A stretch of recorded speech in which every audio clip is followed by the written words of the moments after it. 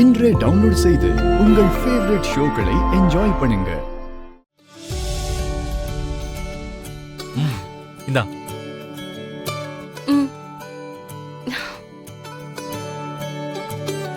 சரி, நீ சாப்பிட்டுக்கிட்டே இரு, நான் இப்போ வந்துடுறேன்.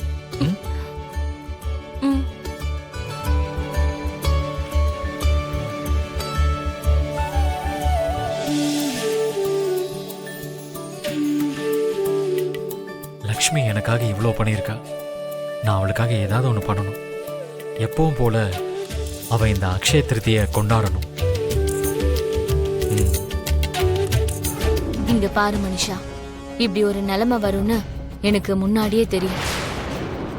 ஒரு ஆம்பளையோட வாழ்க்கையில ஒரு பொண்ணு உள்ள வந்துட்டானா ரெண்டாவது பொண்ணு அதுக்குள்ள நுழையிறது ரொம்பவே கஷ்டம்.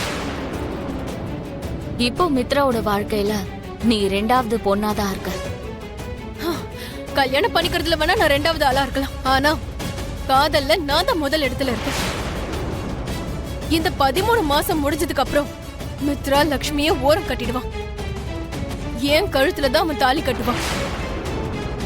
அத மட்டும் ஞாபகம் வச்சுக்கோங்க. அந்த 13 மாச டைம்ல என்ன வேணாலும் நடக்கும். மனுஷங்களை மாத்துறது மட்டும் இல்லாம அவங்க உணர்வுகளையும் நாம மாத்த முடியும். கடைசியில லக்ஷ்மி தான் என்னோட வாழ்க்கை துணைன்னு மித்ரா சொன்னாலும் சொல்லுவான். மித்ராவை பத்தி எனக்கு ரொம்ப நல்லா தெரியுமோ. என்ன மனசார காதலிக்கிறான். என்னதான் அவன் கல்யாணம் பண்ணிப்பான். மனிஷா, நீ மித்ராவை விட்டு தள்ளு. லக்ஷ்மிய பத்தி என்ன நினைக்கிற? மித்ரா வேண்டான்னு விட்டுட்டா லக்ஷ்மிய வேண்டான்னு விட்டுருவாளா, இல்ல வீட்டை விட்டு தான் போயிடுவாளா? கண்டிப்பா போயிடுவா. உன்னால எப்படி அவ்வளவு உறுதியா சொல்ல முடியுது? அந்த லக்ஷ்மிய பத்தி நான் நல்லா புரிஞ்சுக்கிட்டேன் மாம்.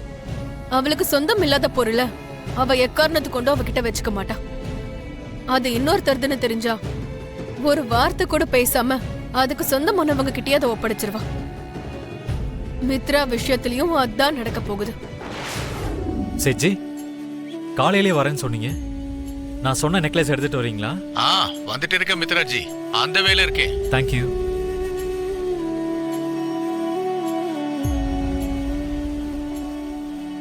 அத்தை,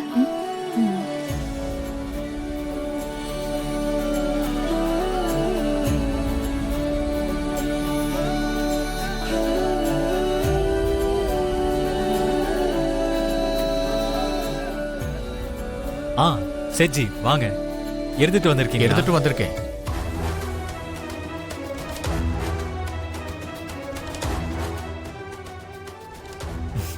நைஸ், தேங்க்யூ. அப்போ நான் போயிட்டு வரேன் ஜி.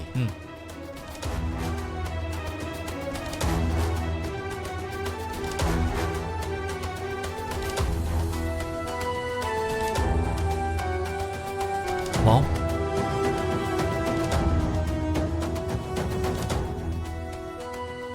லாஸ்ட் டைம் நம்ம கோல்ட் ஷாப் போனப்போ இந்த நெக்லஸ் பிடிச்சிருக்குன்னு சொன்னீங்க, ஞாபகம் இருக்கா? ஞாபகம் இருக்கு மித்ரா. அவ்வளவு சீக்கிரம் நான் எப்படி மறப்பேன்? அந்த டிசைன் அவ்வளவு அழகா இருக்கும். அதனால்தான் இந்த அக்ஷய திருதிக்கு லக்ஷ்மிக்கு இந்த நெக்லஸை கிஃப்டா கொடுக்கலாம்னு நினைக்கிறேன்.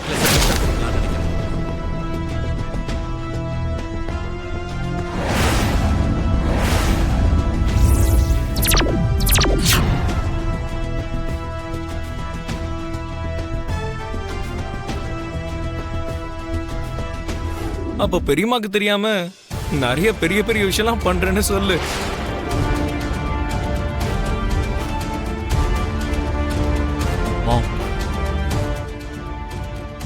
உங்க கையாலே லக்ஷ்மிக்கு கொடுங்க. அவ ரொம்ப ஹாப்பியா ஃபீல் பண்ணுவா.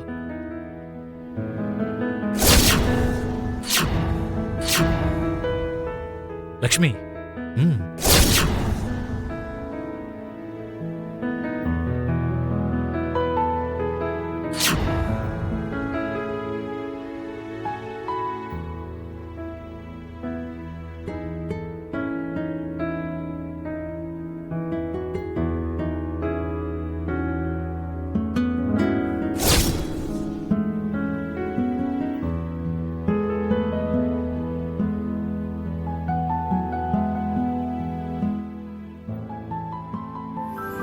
அது மட்டும் இல்ல, உனக்கு எப்ப என்ன தேவைப்பட்டாலும் என்கிட்ட கேட்கறதுக்கு மறந்துடாத.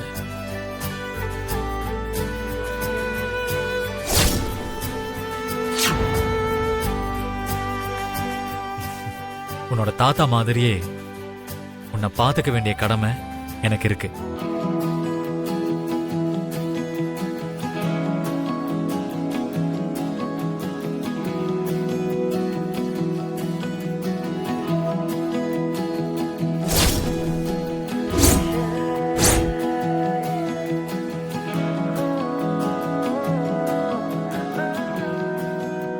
என்ன அப்படி பாக்குற?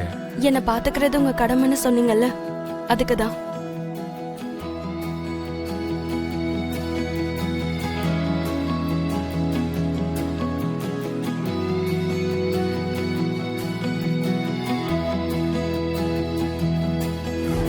மனிஷா, மித்ரா, என்ன காம் டவுன் பண்றதுக்கோ கன்வின்ஸ் பண்றதுக்கோ ட்ரை பண்ணாத. ப்ளீஸ், நான் சொல்ல வரத என்னன்னு என்ன கேளு. சொல்ல போற? அந்த லக்ஷ்மி மேல பாசம் பொங்குனதுனால அந்த நெக்லஸ் வாங்கி கொடுத்தேன்னு சொல்ல போறியா? நான் சொல்ல வரத புரிஞ்சுக்காம இப்படி பேசினா எப்படி? பாரு மித்ரா, நீ ஏதாவது ஒண்ணு வாங்கினா ஒண்ணு ஆன்டிக்காக இருக்கணும், இல்லனா அது எனக்காக இருக்கணும். அதை விட்டுட்டு இந்த லக்ஷ்மிக்கு எதுக்கு வாங்குன? லக்ஷ்மி கழுத்துல நீ 3 முடிச்சு போட்டாலும், அவ கூட அக்னி குண்டத்தை சுத்தி வந்தாலும், அவ உனக்கு எப்பவும் டம்மி பொண்டாட்டி மட்டும்தான். அவ என்னைக்குமே உன்னோட ரியல் வைஃப் கிடையாது. அத ஞாபகத்துல வச்சுக்கிட்டு நடந்துக்கோ மித்ரா. மனிஷா, முதல்ல நான் சொல்றத கேளு. லக்ஷ்மி எனக்காக நிறைய கஷ்டப்பட்டிருக்கா. என்ன போலீஸ் ஸ்டேஷன்ல இருந்து வெளியில கொண்டு வந்திருக்கா. எனக்காக அவ்வளோ பண்ணியிருக்காளேன்னு ஏதோ எனக்கான நன்றியை தெரிவிச்சேன். அதுக்கு போய் நீ என்கிட்ட இவ்வளவு பெரிய சண்டை போடணுமா? ஓ, அவ பண்ணது அவ்வளவு பெரிய விஷயமா இருந்தா, அப்ப நான் உனக்காக பண்ணதெல்லாம் அது எதுவுமே உனக்கு பெரிய விஷயம் இல்லையா? உன்னை மனசார காதலிச்சதுக்கு அப்புறமும் உன்னை வேற ஒருத்தியோட கல்யாணம் பண்ணி வச்சேன்.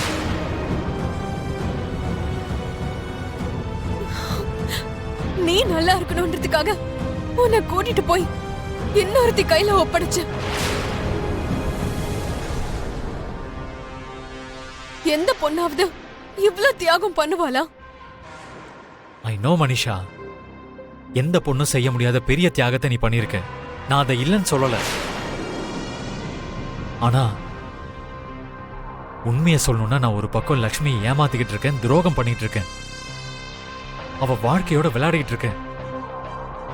சில மாதங்களுக்கு அப்புறம் அவளை விட்டு விலக போறேன். அந்த கேட்ல ஒவ்வொரு நொடியும் நான் எவ்வளவு துடிச்சிட்டு இருக்கேன்னு உனக்கு தெரியுமா? ஓ, அதனாலதானா உங்க தாத்தா மாதிரி எனக்கும் உன்னை பாத்துக்கிற கடமை இருக்குன்னு சொல்லி அந்த மேடம்க்கு நம்பிக்கை கொடுக்கற? ஒரு தடவை நல்லா யோசிச்சு பாரு மனிஷா. அவளுக்கு தெரியாமலே அவ எனக்காக எவ்வளவோ பெரிய தியாகம் பண்ணிட்டு இருக்கா.